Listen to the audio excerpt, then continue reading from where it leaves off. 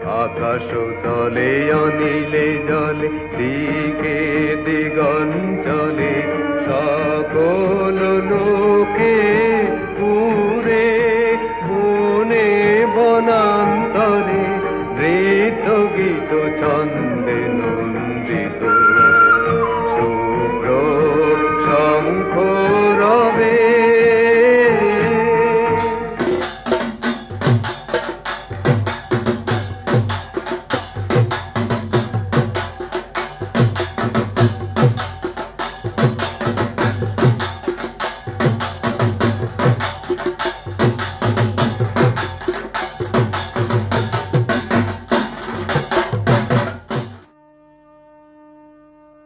দিন আগতই রম্য কৈলাস শিখর থেকে সমতলে আসার সময় হলো দেবীর। গৃহস্থের পূজাঙ্গন পরিষ্কৃত, মাঠে ময়দানে শঙ্খ সেবকের মণ্ডপ সাজে সেজে প্রতীক্ষায় রত। বৃদ্ধ পটুয়া কুঞ্চিত চোখের শানিত দৃষ্টি বুলিয়ে দিচ্ছেন প্রতিমার অঙ্গে অঙ্গে, অসমাপ্তির চিহ্ন আবিষ্কার করতে। প্রসন্ন সুর শুনছি পাখির কণ্ঠে, বাতাসে ঢেউ লেগেছে। জননী, শাস্ত্র তোমার আগমনের যে ক্ষণ নির্দেশ করেছেন তা আসন্ন। যুক্ত করে তোমার কাছে মিনতি, আয়াহি তুমি এসো।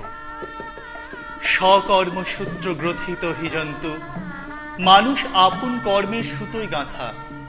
বহুজন দরিদ্র, বহুজন নিরক্ষর, বহুজন ব্যথিত, বহুজন কর্মহীন। কিন্তু সন্তান আপন কর্মের মাসুল গুনছে বলে কোনো জননী তাকে পরিত্যাগ করে না, তাকে কাছে টেনে শুভ কর্মে উদ্বুদ্ধ করে, তার মলিন মর্ম মুছিয়ে দেয়। মা, তুমি তাই করো। তোমার পায়ে মাথা রাখলাম, তুমি তাতে হাত রাখো। কথাগুলো আমার নিজের নয়, কথাগুলো শ্রী তারাপদ ভট্টাচার্যের একটি গ্রন্থের নাম আয়াহি। কিন্তু কথাগুলো বলতে পারেন আমার মনেরই কথা। আমার বলতে আমার নয়, আমার কালচারের। এবং আমার কালচার আমি নই, আমি সুদীপ্ত, আমার সাথে ক্যামেরায় রয়েছে রাজদীপ। তাকে আপনারা আবার দেখতে পাবেন, এই সামনেই কখনো কখনো আবার দেখতে পাবেন তাকে। আর আরেকজন যে রয়েছে, যাকে ঘিরে আমাদের এই পরিকল্পনা, মানে এই ভাবনাটা মাথায় আসে, সে হলো আমাদের অতি প্রিয় পবিত্রদা। তাকে ঘিরে এই পরিকল্পনা বলছি, তার কারণটা হচ্ছে যে হয়তো আমরা অনেকে জানি, হয়তো বা জানি না, দুর্গাপুজোর আসলে দুটো দিক। একটা হচ্ছে তথ্যের দিক, আর একটা হচ্ছে তত্ত্বের দিক। তো তথ্য তো আমরা বিভিন্ন জায়গায় পাই। আজকে যেমন নেটে রয়েছে, আমরা বিভিন্ন ম্যাগাজিন পাচ্ছি, বিভিন্ন সংবাদপত্র রয়েছে। প্রত্যেকটা জায়গায় এই সমস্ত তথ্য বিশদভাবে আলোচনা করা হয়। কিন্তু তত্ত্ব এমন একটা জিনিস যেটা নিয়ে ভীষণভাবে গবেষণা না করলে, পড়াশুনো না করলে, বা জিনিসটাকে ভালো না বাসলে তার মর্মার্থ বোঝা যায় না।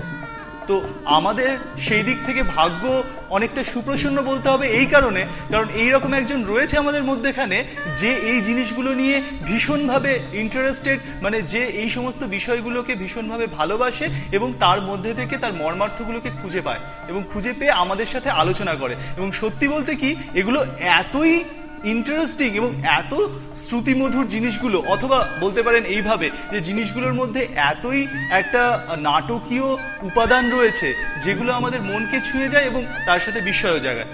শুধু এই তথ্য বা তত্ত্ব তাই নয়, তার সাথে রয়েছে আরো কতগুলি বিষয়। যেমন দুর্গাপুজোর কয়েকটি ভাগ রয়েছে। যেমন দুর্গাপুজো 3টি ভাগে ভাগ করা যায়, ধর্মীয়, লৌকিক, মানবিক। তো এইরকম যে শ্রেণী বিভাগ এবং তত্ত্ব আলোচনা, সেইগুলোর জন্য আমরা এখন কথা বলবো পবিত্রদার সাথে। পবিত্রদা ইতিমধ্যে আমাদের মধ্যে এসেছে, আমরা এখন তার সাথে এই বিষয়গুলো নিয়ে বিস্তারিত আলোচনা করব।